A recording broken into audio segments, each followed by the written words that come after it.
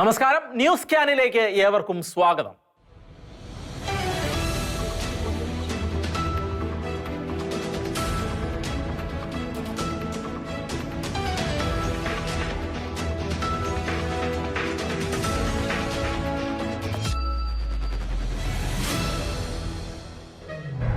നരേന്ദ്രമോദിയുടെ നേതൃത്വത്തിൽ തുടർച്ചയായി മൂന്നാം വട്ടവും ഇന്ത്യയിൽ അധികാരത്തിൽ വന്ന NDA മുന്നണി ഭാരത മഹാരാജ്യത്തിന്റെ സുസ്ഥിരതയും സുരക്ഷിതത്വവും അഖണ്ഡതയും ഒക്കെ മുൻനിർത്തി കഴിഞ്ഞ 10 വർഷങ്ങളായി തുടങ്ങി വെച്ചതെല്ലാം പൂർത്തീകരണത്തിലേക്ക് എത്തിക്കാൻ ആഭ്യന്തരം, ധനകാര്യം, പ്രതിരോധം, വിദേശകാര്യം തുടങ്ങിയ പ്രധാനപ്പെട്ട വകുപ്പുകൾ എല്ലാം മുൻപ് കൈകാര്യം ചെയ്തവരുടെ കൈകളിൽ തന്നെ ഏൽപ്പിച്ചു കൊടുത്തിരിക്കുകയാണ്.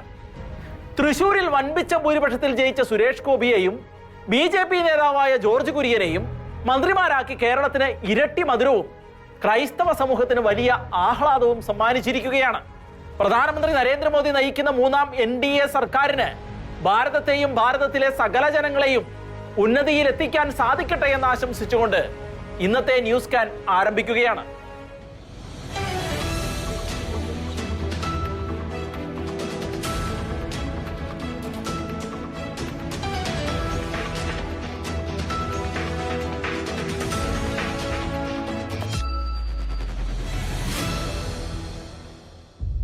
ഒറ്റയ്ക്ക് കേവല ഭൂരിപക്ഷം എന്നത് BJPക്ക് ഇക്കുറി അപ്രാപ്യമായിരുന്നു എങ്കിലും NDA മുന്നണി നേടിയ മികച്ച ഭൂരിപക്ഷത്തിൽ പതിവ് പോലെ BJPക്ക് അനുകൂലമായി കാര്യങ്ങളെല്ലാം മാറുകയായിരുന്നു.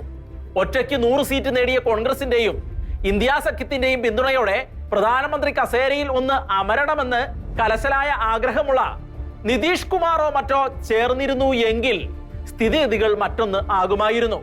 രാഷ്ട്രീയ ഗോതയിൽ BJPയോട് കടുത്ത അമർഷം മനസ്സിൽ സൂക്ഷിക്കുന്ന മമതാ ബാനർജി കയ്യും കലാശവും കാണിച്ച് നിതീഷ് കുമാറിനെ മറുകണ്ഠം ചാടിക്കാനുള്ള ശ്രമങ്ങൾ നടത്തിയെങ്കിലും തങ്ങൾക്ക് അത്ര സുസ്ഥിരമായ സർക്കാർ ഉണ്ടാക്കാൻ കഴിയില്ല എന്ന് രാഹുൽ ഗാന്ധിക്ക് ബോധ്യം വന്നതുകൊണ്ടായിരിക്കാം മറ്റു കളികൾക്ക് മുതിരാതെ ശക്തമായ പ്രതിപക്ഷമാകാൻ തീരുമാനിച്ച് അദ്ദേഹം ഇന്ത്യ മുന്നണിയോട് പ്രതിപക്ഷ നിരയിലേക്ക് ഇരിക്കാൻ നിർദ്ദേശം നൽകിയത്. ഏതായാലും NDA മുന്നണി സുസ്ഥിരമായ ഒരു സർക്കാർ ഉണ്ടാക്കാൻ പോന്നവരാണെന്ന് ബോധ്യപ്പെട്ട രാഷ്ട്രപതി നരേന്ദ്രമോദിയെയും കൂട്ടരെയും അതിന് ക്ഷണിച്ചതോടെ കാര്യങ്ങളെല്ലാം പെട്ടെന്നാവുകയായിരുന്നു. ഞായറാഴ്ച തന്നെ നരേന്ദ്രമോദിയും കൂട്ടരും സത്യപ്രതിജ്ഞ ചെയ്ത് അധികാരമേറ്റു.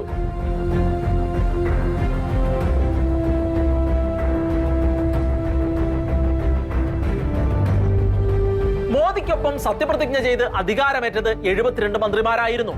61 പേർ BJPയിൽ നിന്നും ബാക്കിയുള്ള 11 പേർ സഖ്യകക്ഷികളിൽ നിന്നുമായിരുന്നു. അതിൽ 31 മന്ത്രിമാർക്കാണ് ക്യാബിനറ്റ് റാങ്ക് ലഭിച്ചിരിക്കുന്നത്. ബാക്കിയുള്ളവരിൽ 5 പേർക്ക് സ്വതന്ത്ര ചുമതലയും ശേഷിക്കുന്ന 36 പേർക്ക് സഹമന്ത്രി സ്ഥാനങ്ങളുമാണ് ലഭിച്ചിരിക്കുന്നത്. അതിൽ കേരളത്തിലെ 2 പേരെയാണ് പ്രധാനമന്ത്രി നരേന്ദ്രമോദി മന്ത്രിസ്ഥാനം നൽകി ആദരിച്ചത്. നമുക്ക് സുപരിചിതരായ സുരേഷ് ഗോപിയെയും ജോർജ് കുര്യനെയുമാണ് സഹമന്ത്രിമാരായി തെരഞ്ഞെടുത്തത്. കേരളത്തിലെ സൂപ്പർ ആക്ഷൻ ഹീറോയായി മിന്നിത്തിളങ്ങിയ സുരേഷ് ഗോപി എക്കാലത്തും തികഞ്ഞ മനുഷ്യസ്നേഹിയും മാതാവിന്റെ വത്സല ഭക്തനും ആയിരുന്നു. അതുകൊണ്ട് തന്നെ സുരേഷ് ഗോപി ശുഭാപ്തി വിശ്വാസത്തോടെ ഭാവിയിലേക്ക് നോക്കി ഒരു നല്ല സമരിയാക്കാരനെ പോലെ സഹജീവികളോട് കരുണ കാട്ടിയും നന്മ ചെയ്തും തനിക്കെതിരെ ഉണ്ടായ ആക്രമണങ്ങളെയും പരിഹാസങ്ങളെയും സധൈര്യം നേരിട്ടും ഒരു ഒറ്റക്കൊമ്പനെ പോലെ മുന്നോട്ട് പോവുകയായിരുന്നു. അതിന് അദ്ദേഹത്തിന് ലഭിച്ച ഒരു സുവർണ അവസരം തന്നെയാണ് ഈ മന്ത്രിസ്ഥാനം. ചിലരെ കെട്ടിയിറക്കി സുരേഷ് ഗോപിക്കെതിരെ പീഡന പർവം കെട്ടിച്ചമച്ചവരൊക്കെ ഇപ്പോഴും അടങ്ങാത്ത വെറിയോടെ ഇവിടെ തന്നെ ഉണ്ട്. പക്ഷേ അപ്പോഴും എല്ലാവർക്കും ആ മനുഷ്യനെ കുറിച്ച് നല്ലത് മാത്രമേ പറയാനുള്ളൂ. അല്ലെങ്കിൽ അദ്ദേഹത്തിന്റെ ശത്രുക്കൾ പോലും അങ്ങനെ പറയാൻ നിർബന്ധിതരായിരിക്കുകയാണ്. ഏതായാലും നരേന്ദ്രമോദി എന്ന തന്ത്രജ്ഞനായ പ്രധാനമന്ത്രി പല കാര്യങ്ങളും മുന്നിൽ കണ്ടുകൊണ്ടാണ് കൃത്യം സ്ഥാനത്ത് തന്നെ സുരേഷ് ഗോപിയെ പ്ലേസ് ചെയ്തിരിക്കുന്നത്. പിഴയ്ക്കാത്ത ചുവടുകളുമായി ആ ഒറ്റക്കൊമ്പൻ ദില്ലിയിൽ നിന്ന് കേരളത്തിലേക്ക് മടങ്ങി വന്നത് ഒരു വെറും വരവായിരുന്നില്ല, ഒരു 1.5 വരവ് തന്നെയായിരുന്നു.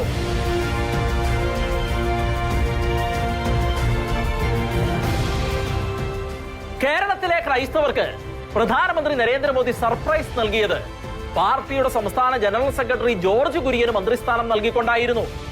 കാലങ്ങളായി ക്രൈസ്തവ സമൂഹത്തിന്റെ കൂടെ വോട്ട് വാങ്ങി ജയിച്ച് പാർലമെന്റിൽ എത്തുന്ന ഇടതരും വലതരും ക്രൈസ്തവ സമൂഹത്തെ ആസൂത്രിതമായി കബളിപ്പിച്ചുകൊണ്ട് വോട്ട് ബാങ്ക് മുന്നിൽ കണ്ടുള്ള ഇസ്ലാമിക പ്രീണനം ശക്തമാക്കിയപ്പോൾ തൃശൂരിൽ ഇടത് വലത് കക്ഷികളെ മൂലക്കിരുത്തിക്കൊണ്ട് സുരേഷ് ഗോപിയെ വമ്പിച്ച ഭൂരിപക്ഷത്തിൽ ജയിപ്പിച്ചതിലും കേരളത്തിലെ പല മണ്ഡലങ്ങളിലും BJPയെ ബഹുദൂരം മുന്നിൽ എത്തിച്ചതിലും ക്രൈസ്തവ സമൂഹം വഹിച്ച പങ്ക് അങ്ങേയറ്റം നിർണായകമായിരുന്നുവെന്ന് അറിയാവുന്ന മോദി അതിന് കേരളത്തിലെ ക്രൈസ്തവ സമൂഹത്തോടുള്ള കേന്ദ്ര സർക്കാരിന്റെ ആദരമെണ്ണവണ്ണം തന്നെയാണ് ഏവർക്കും സർപ്രൈസ് നൽകിക്കൊണ്ട് ജോർജ് കുര്യനെ കൂടി മന്ത്രിസ്ഥാനത്തേക്ക് തെരഞ്ഞ് എടുത്തത്.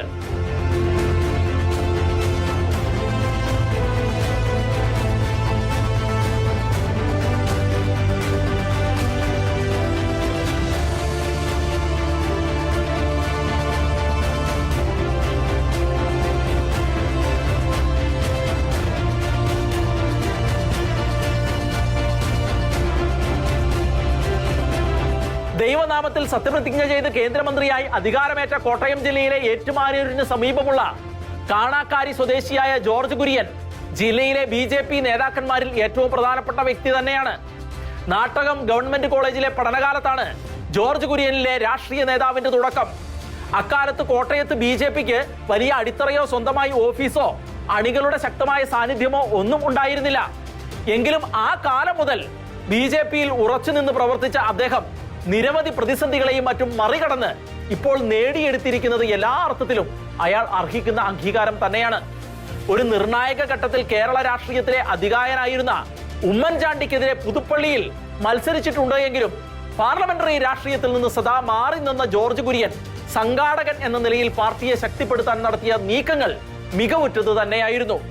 തന്റെ വ്യക്തമായ രാഷ്ട്രീയ നിലപാടുകളുമായി ചാനൽ ചർച്ചകളിൽ എത്താറുള്ള ജോർജ് കുര്യൻ നിർണായക ഘട്ടങ്ങളിലൊക്കെ ഷെക്കേന നടത്തിയിട്ടുള്ള ബിഗ് ഡിബേറ്റുകളിലും സജീവ സാന്നിധ്യമായിട്ടുണ്ട്. ക്രൈസ്തവ സമൂഹത്തിന് BJPയോടുണ്ടായിരുന്ന അകൽച്ചകൾ കുറയ്ക്കുന്നതിനായി രാജ്യത്തുടനീളം ജോർജ് കുര്യൻ നടത്തിയ ശക്തമായ പ്രവർത്തനങ്ങളും സഭാ നേതാക്കന്മാരുമായി കെട്ടിപ്പടുത്തിരിക്കുന്ന ബന്ധവും അദ്ദേഹത്തിന് ഉണ്ടാക്കിയത് വലിയ സ്വീകാര്യത തന്നെയാണ്. O രാജഗോപാൽ കേന്ദ്രമന്ത്രിയായിരുന്നപ്പോൾ ഓഫീസർ ഓൺ സ്പെഷ്യൽ ഡ്യൂട്ടിയായും BJP ദേശീയ നിർവാഹക സമിതി അംഗമായും സംസ്ഥാന സെക്രട്ടറിയായും സംസ്ഥാന വക്താവായും പ്രവർത്തിച്ചതുമെല്ലാം ജോർജ് കുര്യന്റെ മികച്ച അനുഭവ സമ്പത്താണ്. ക്രൈസ്തവൻ എന്ന നിലയിൽ തനിക്കുള്ള ആർജവത്തെ തന്റേടത്തോടെ ശ്രീ ജോർജ് കുര്യൻ വിളിച്ചു പറഞ്ഞത് ശ്രദ്ധേയമാണ്. കേരളത്തിൽ ക്രിസ്ത്യാനികള് മൈനോറിറ്റി അല്ല, സെക്കൻഡ് മജോറിറ്റിയാണ്. കാരണം 25% കൂടുതൽ കേരളത്തിൽ അന്ന് ക്രിസ്ത്യാനികളായിരുന്നു. സെക്കൻഡ് മജോറിറ്റി എന്നാണ് പറഞ്ഞത്. അതുകൊണ്ട് ക്രിസ്ത്യാനികൾക്ക് ന്യൂനപക്ഷ അവകാശം കൊടുക്കേണ്ട കാര്യമില്ല എന്ന അന്നത്തെ സങ്കല്പത്തിൽ അതിനുശേഷം കോടതി വിധികൾ വരികയും സങ്കല്പങ്ങൾ മാറുകയും ചെയ്തു. അവിടെ നിന്ന് ഇന്ന് കേരളത്തിലെ ഏറ്റവും മൈനോറിറ്റി ആയിട്ടുള്ള ഒരു വിഭാഗമായി ക്രിസ്ത്യാനികൾ മാറിയിരിക്കുകയാണ്. പാലായിൽ എന്താണ് സംഭവിച്ചതെന്ന് നമുക്കറിയാം. ലോകം മുഴുവൻ ശ്രദ്ധിച്ചതാണ്. എല്ലാവർക്കും മുറിവേറ്റു. ആയിരക്കണക്കിന് കിലോമീറ്റർ അകലെയുള്ള കഥയല്ല. നമ്മുടെ തിരുമുറ്റത്ത് ക്രിസ്ത്യാനിയുടെ ഏറ്റവും ശക്തി കേന്ദ്രമെന്ന് പറയുന്ന പാലയിൽ അത് സംഭവിച്ചു. പക്ഷെ അന്ന് ഞാനൊക്കെ പ്രസംഗിച്ചു, 1 വർഷം നിലനിൽക്കില്ല ഇതെന്ന് പറഞ്ഞു. പിറ്റേ വർഷം 2022 സെപ്റ്റംബർ മാസത്തില് ആ സംഘടന ഇല്ലാതായി. അതാണ് ഈ രാജ്യത്തെ ജനങ്ങൾ ആഗ്രഹിക്കുന്നത്. അതുണ്ടായില്ലായിരുന്നെങ്കിലോ എന്താകുമായിരുന്നു ഇന്നത്തെ നമ്മുടെ മാനസികാവസ്ഥ? 2019 സെപ്റ്റംബർ മാസം 15-ാം തീയതി മദ്രാസ് ഹൈക്കോടതിയിലെ ഒരു ജഡ്ജി വിധി എഴുതുന്നു. ക്രിസ്ത്യൻ കോളേജിലെ കുട്ടികളുമായിട്ട് അധ്യാപകരെ പോയപ്പോഴുണ്ടായ ചില സംഭവങ്ങളാണ്. ആ സംഭവം എന്താന്ന് ഞാൻ പറയുന്നത്. പക്ഷെ വിധിയിലെ 32-ാമത്തെ പാരഗ്രാഫിൽ എഴുതി വെച്ചു, ക്രിസ്ത്യാനികൾ മതപരിവർത്തനം നടത്തുന്നവരാണ് പറയുന്നത് കോടതി. അതുപോലെ തന്നെ അവര് വിദ്യാഭ്യാസ രംഗത്ത് നല്ല സേവനം നടത്തുന്നുണ്ട്. പക്ഷെ അവരുടെ ധാർമ്മിക ബോധം $100 ക്വസ്റ്റ്യൻ. ഹൈക്കോടതിക്ക് ഓപ്പൺ ലെറ്റർ എഴുതി, നിങ്ങൾ എന്ത് കണക്കിന്റെ അടിസ്ഥാനത്തിലാണ്, ഹൈക്കോടതിയുടെ ജഡ്ജിയുടെ പേര് പറയാൻ പാടില്ല, കണ്ടക്ടർ കോർട്ട് വരുന്നത്, നിങ്ങൾ എന്തിന്റെ അടിസ്ഥാനത്തിലാണ് മതപരിവർത്തനം നടത്തുന്നവരാണ് എന്ന് വിധിച്ചത്? 1951 സെൻസസില് 2.3% 2011 സെൻസസില് 2.3.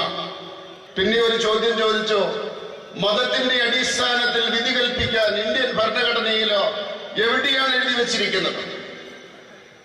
അങ്ങനെ 5-6 ചോദ്യങ്ങൾ. ഓപ്പൺ ലെറ്ററാണ്.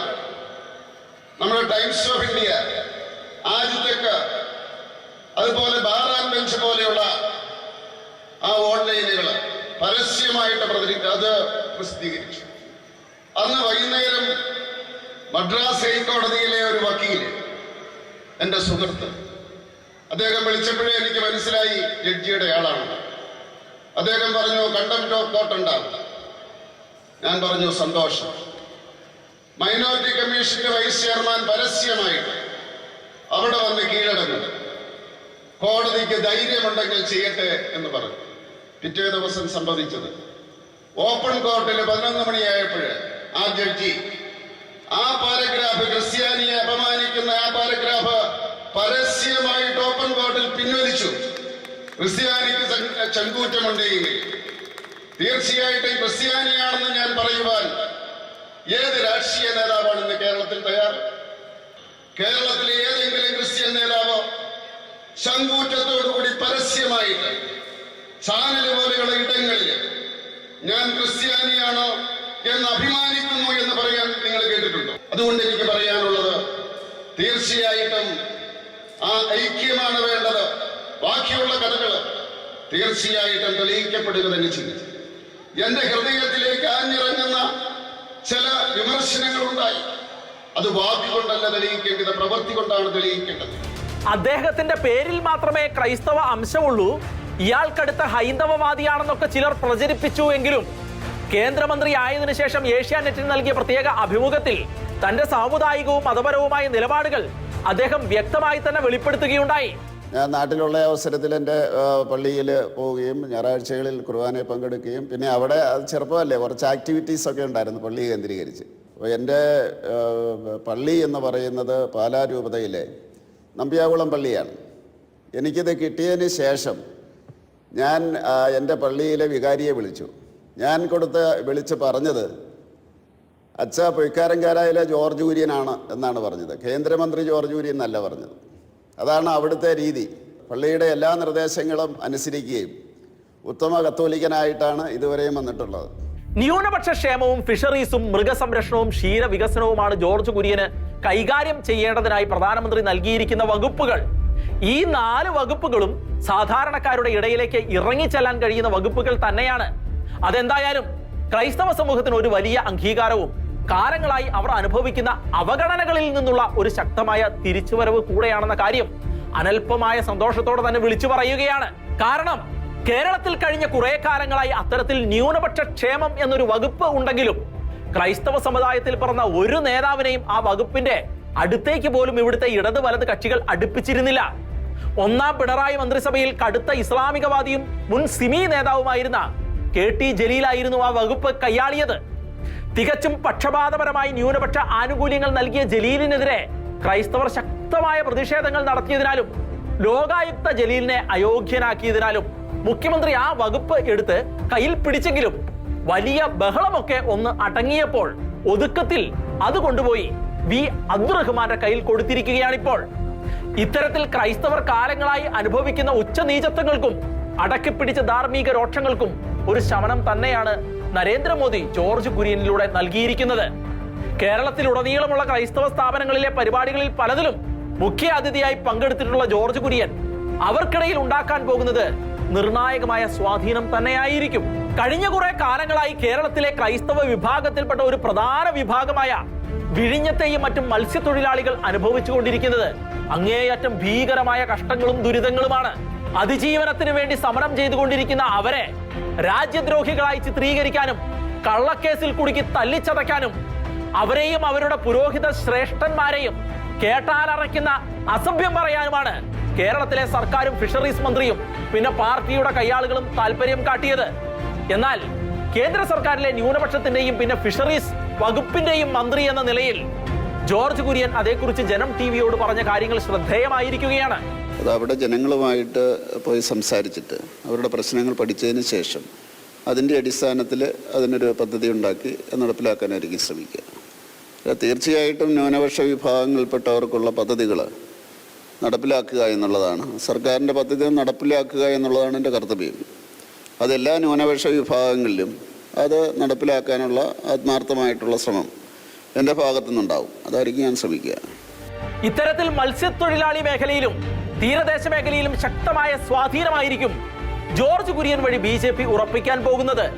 തിരുവനന്തപുരത്ത് നേമത്തും നെയ്യാറ്റിൻകര, കോവളം, പാറശാല എന്നിവിടങ്ങളിലും പിന്നെ കൊല്ലത്തും ആലപ്പുഴയിലുമെല്ലാം ഫിഷറീസ് വകുപ്പ് വഴി കരുത്തുറ്റ ഇടപെടലുകൾ നടത്തി ശക്തമായ സ്വാധീനം ജോർജ് കുര്യന് ചെലുത്താൻ കഴിയും.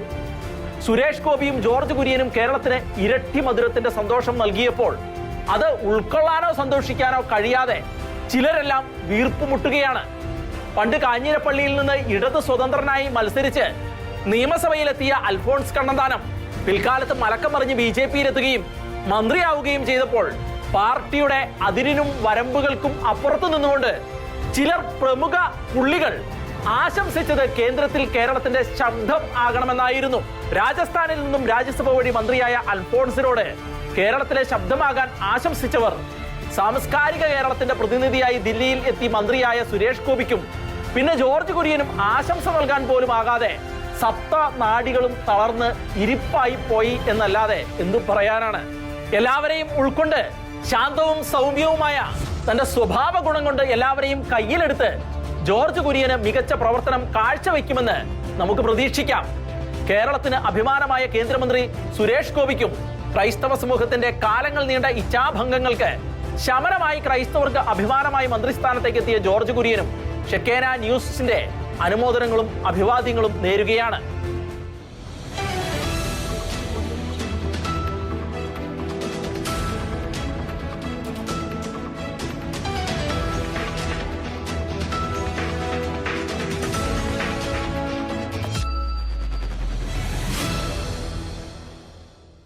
ചിലർ ചരിത്രത്തെ വളച്ചൊടിച്ച് മഹാന്മാരാകാൻ ശ്രമിക്കുമ്പോൾ മറ്റു ചിലർ ആയാസരഹിതമായി ശൂന്യതയിൽ നിന്ന് ചരിത്രം സൃഷ്ടിച്ച് മഹത്വം കൈയാളാനുള്ള പരിശ്രമങ്ങളാണ് നടത്തിക്കൊണ്ടിരിക്കുന്നത്. കേരളത്തിലെ വലിയ സുന്നി നേതാവായ കാന്തപുരം അബൂബക്കർ മുസ്ലിയാരുടെ വിശ്വാസപൂർവം എന്ന ആത്മകഥയിൽ അത്തരത്തിലുള്ള ചില ശ്രമങ്ങളാണ് കാണുന്നത്. കഴിഞ്ഞ ദിവസം തിരുവനന്തപുരത്ത് MP ശശി തരൂരിന് നൽകിക്കൊണ്ട് മുഖ്യമന്ത്രി പിണറായി വിജയൻ തിരുവനന്തപുരത്ത് പ്രകാശനം ചെയ്ത പുസ്തകത്തിലാണ് മുൻപ് പള്ളി എന്ന വാക്ക് ആസൂത്രിതമായി സ്വന്തമാക്കാൻ ശ്രമിച്ചതിന് പിന്നാലെ ഇപ്പോൾ പള്ളിക്കൂടം എന്ന വാക്കും അടിച്ചു മാറ്റാനുള്ള നീക്കങ്ങൾ നടത്തിയിരിക്കുന്നത്. മുസ്ലിം മതവിഭാഗത്തിന്റെ മതപഠനശാലയായ ഓത്തുപള്ളിയും സ്കൂളും തമ്മിലുള്ള ബന്ധം കൊണ്ടാണ് സ്കൂളുകൾക്ക് പള്ളിക്കൂടം എന്ന് പേരുണ്ടായത് എന്ന് അവകാശപ്പെട്ടുകൊണ്ടാണ് കാന്തപുരം മുസ്ലിയാർ തന്റെ ആത്മകഥയിൽ കലവറ കൂടാതെ കാപട്യങ്ങൾ നിരത്തിയിരിക്കുന്നത്. പള്ളിക്ക് ശേഷം ഇപ്പോൾ പള്ളിക്കൂടത്തെയും അപഹരിക്കാൻ നടത്തുന്ന നീക്കങ്ങളെ അപലപിക്കാതെ തരമില്ല. കേരളത്തിന്റെ വിദ്യാഭ്യാസ നവോത്ഥാന നഭസിൽ കുലപതിയായി നിൽക്കുന്ന ചാവറ കുര്യാക്കോസ് ഏലിയാസ് എന്ന വൈദിക ശ്രേഷ്ഠനാണ് 1840 മാന്നാനത്തെ പള്ളിയോട് ചേർന്ന് സംസ്കൃത പള്ളിക്കൂടവും അർപ്പൂക്കര എന്ന ഗ്രാമത്തിൽ പ്രൈമറി സ്കൂളും തുറന്നത്. പള്ളിയിലെ പൊന്നിൻ കുരിശ് വിട്ടിട്ടായാലും പള്ളിക്കൂടം നടത്തണമെന്നുള്ള ചാവറയച്ചന്റെ വാക്കുകൾ ആർക്കും മറക്കാൻ കഴിയുന്നതല്ല. 1846 കാലത്താണ് കോട്ടയം ജില്ലയിലെ മാന്നാനത്തെ പള്ളിയോട് ചേർന്ന് ചാവറയച്ചൻ സംസ്കൃത വിദ്യാലയവും ഒപ്പം അർപ്പൂക്കര എന്ന ഗ്രാമത്തിൽ നാനാജാതി മതസ്ഥർക്കായി പ്രൈമറി സ്കൂളും തുറന്നത്. ആ വിദ്യാഭ്യാസ വിപ്ലവത്തിന്റെ ആവേശത്തിലാണ് പള്ളിയിലെ പൊൻകുരിശി വിറ്റിട്ടാണെങ്കിലും പള്ളിക്കൂടം നടത്തണം എന്ന് പോലും അച്ഛൻ പറഞ്ഞത്. കേരളത്തിലെ 104 സുറിയാനി പള്ളികളോട് ചേർന്ന് 191 പള്ളിക്കൂടങ്ങൾ ഉണ്ടെന്നാണ് ചാവറയച്ചൻ 1867 വത്തിക്കാന് കൊടുത്ത റിപ്പോർട്ടിൽ രേഖപ്പെടുത്തിയിരിക്കുന്നത്. ഈ രാഷ്ട്രത്തിന്റെ നിർമ്മിതിയുടെ ചരിത്രത്തിൽ നിന്ന് ക്രൈസ്തവരെ ആസൂത്രിതമാക്കി മാറ്റി നിർത്തുന്ന അത്യന്തം ഗൗരവമുള്ള ഈ വിഷയം ഷെക്കേന ചർച്ച ചെയ്തപ്പോൾ സാമൂഹ്യ നിരീക്ഷകനായ റോണി അഗസ്റ്റിൻ അതേക്കുറിച്ച് പറഞ്ഞ വിശദമായ മറുപടി ഇങ്ങനെയായിരുന്നു. കാന്തപുരം എന്തുകൊണ്ടാണ് ഇങ്ങനെ ഒരു പുസ്തകം എഴുതിയത്? കാന്തപുരം എഴുതിയ പുസ്തകത്തില് ഒരു 10 വർഷം കഴിയുമ്പോൾ ഈ പുസ്തകങ്ങളാണ് ചരിത്ര രേഖകളായി മാറുന്നത്. കുറച്ച് വർഷങ്ങൾ കഴിയുമ്പോൾ ഇത്തരം പുസ്തകങ്ങളിൽ നോക്കൂ, കാന്തപുരത്തെ വളരെ മഹാനായിട്ട് കുറച്ച് വർഷങ്ങൾക്ക് ശേഷം ചിത്രീകരിക്കും. അങ്ങനെ വരുമ്പോൾ കാന്തപുരത്തിന്റെ മഹത്തായ ഒരു പുസ്തകമായിട്ട് ഇത് പഠിപ്പിക്കപ്പെടുമ്പോൾ എന്താണ് വരുന്നത്? പള്ളിക്കൊപ്പം പള്ളിക്കൂടം എന്ന് കൊണ്ടുവന്നത് ആരാണ്? ആ ഒരു സമൂഹമായിട്ട് വരും. ക്രൈസ്തവർ അവിടെ പിന്തള്ളപ്പെടും. അപ്പോൾ നമ്മൾ ഒരിക്കലും നമ്മളിൽ ഒതുങ്ങി ചിന്തിച്ചിട്ടില്ല, നമ്മളിൽ ഒതുങ്ങി നമ്മൾ വളരാൻ ശ്രമിച്ചിട്ടില്ല, നമ്മളിൽ ഒതുങ്ങി നമ്മൾ സമൂഹ രാഷ്ട്ര നിർമ്മിതി എന്നുള്ള ഒരു ആശയത്തെ നമ്മൾ ഒരിക്കലും കണ്ടിട്ടില്ല, നമ്മൾ അങ്ങനെ പഠിപ്പിക്കുന്നില്ല. ചില കാര്യങ്ങൾ നമ്മൾ പൊതുസമൂഹത്തിന് മുമ്പിൽ പറയേണ്ടതുണ്ട്, നമ്മൾ അത് രേഖപ്രകാരം രേഖപ്പെടുത്തി വെക്കേണ്ടതുണ്ട്. മറ്റൊരു കാര്യം കൂടി പറയുന്നത്, നമുക്ക് ഒത്തിരി വിദ്യാഭ്യാസ സ്ഥാപനങ്ങളുണ്ട്, നമുക്ക് ഒത്തിരി ഗവേഷണ കേന്ദ്രങ്ങളുണ്ട്, ഉന്നത വിദ്യാഭ്യാസ മേഖലകളുണ്ട്. അത്തരം വിദ്യാഭ്യാസ മേഖലകളിൽ ഇത്തരം വിഷയങ്ങളെ പറ്റി കൃത്യമായ പഠനങ്ങളും റിസർച്ചുകളും നടത്താൻ, PhDകളും നടത്തുവാൻ വേണ്ടിയിട്ട് നമ്മുടെ ആളുകൾക്ക് പ്രചോദനം നൽകുവാനും അതിനുള്ള സൗകര്യങ്ങൾ കൊടുക്കുവാനും നമ്മുടെ സ്ഥാപനങ്ങൾ മുന്നിട്ടിറങ്ങണം. ക്രൈസ്തവ സമൂഹം ആകെ ശ്രദ്ധിച്ചു കേൾക്കേണ്ട വിഷയം തന്നെയാണ് റോണി പറഞ്ഞിരിക്കുന്നത്. ഇത്തരത്തിൽ ക്രൈസ്തവരുടേത് മാത്രമായ ചില സാംസ്കാരിക ചിഹ്നങ്ങളെയും പ്രതീകങ്ങളെയും നൈസായി അടിച്ചു മാറ്റുകയും കാലാന്തരത്തിൽ അതിന്റെ പേറ്റന്റ് കൈയാളിക്കൊണ്ട് ചിലർ ചരിത്ര ഉൽപാദകരായി വേഷം കെട്ടുകയും ചെയ്യുന്നു എന്നുള്ളതാണ് വസ്തുത. ഇതിനെതിരെ ശക്തമായ ബോധവൽക്കരണങ്ങളും പഠനങ്ങളും പര്യവേഷണങ്ങളും ക്രൈസ്തവരുടെ ഇടയിൽ നടത്തേണ്ടതും അത് പ്രചരിപ്പിക്കപ്പെടേണ്ടതുമാണ്.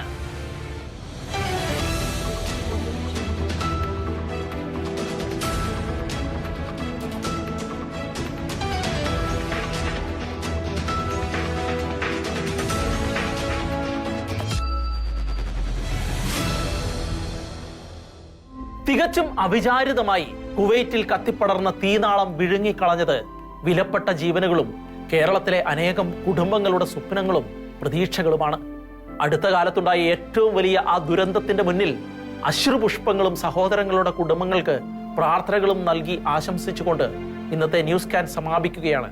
ഇനി അടുത്തയാഴ്ച